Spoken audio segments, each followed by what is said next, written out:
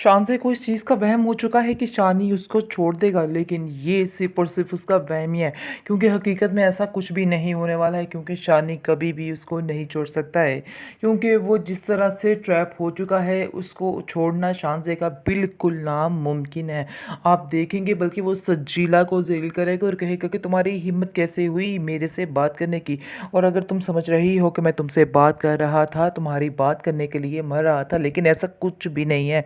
मैं तो सिर्फ़ और सिर्फ़ तुम्हें सबक सिखाना चाह रहा था, तुम्हें साथ दिलाना चाह रहा था कि तुमने जो कुछ किया है बहुत ही गलत किया है, और इस चीज़ की सज़ा तुम्हें मिलकर ही रहेगी। और ये चीज़ की सज़ा यही है कि तुम सारी ज़िंदगी अब ऐसे ही तरसती रहोगी।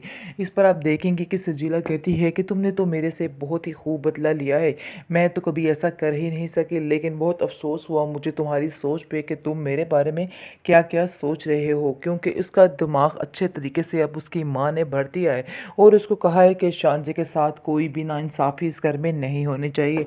मैं कभी भी बर्दाश्त नहीं करूँगी कि शानज़ी के साथ कोई नाइंसाफ़ी हो और सजीला को लेके कोई भी मसला इस घर में बने। इसलिए बेहतर यही है कि तुम सजीला को खुद साफ-साफ कह दो।